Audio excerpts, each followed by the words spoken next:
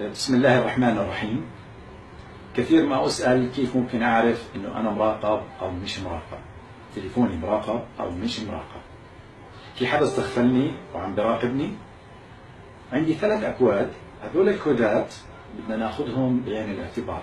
الكود الأول اللي هو نجمة مربع 21 مربع، بقوم بعملية الاتصال نجمة مربع 21 مربع وبقوم بعملية الاتصال.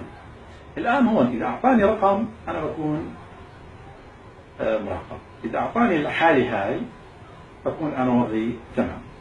الآن في حالة إنه تليفونك لا يمكن الوصول إليه كانت بريد، الآن الكود بدنا ندخله نجمة مربع 62 مربع، نجمة مربع 62 مربع، ونعمل عملية الاتصال. الآن تمت عملية الاتصال. إذا أعطاني رقم على شبكتي، يعني أنا شارك مثلا مع زين، إذا بعطيني رقم لشركة زين بتكون الأمور عادية تمام، ما في مشكلة. إذا أنا مع أورنج بيعطيك رقم مميز، حتى بيكون الرقم مميز مع أورنج، أو مع أمنية بيكون رقمك مميز مع أمنية، وهيك مع كل الشركات اللي أنت بتشبك عليها.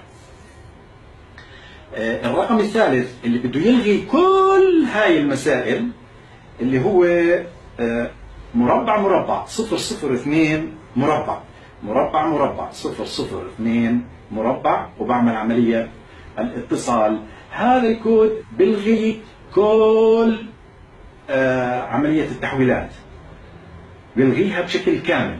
من هون احنا هاي الكودات لا تخلوها عندكم، قوموا بنشر هذا الفيديو على أوسع نطاق حتى الناس تكون بأمان وانتم تكونوا بأمان. هذا رائد سمور يحييكم من عمان، محبتي واحترامي، الله يحمي هالبلد ويحمي البلاد اللي بتحب الخير لهالبلد.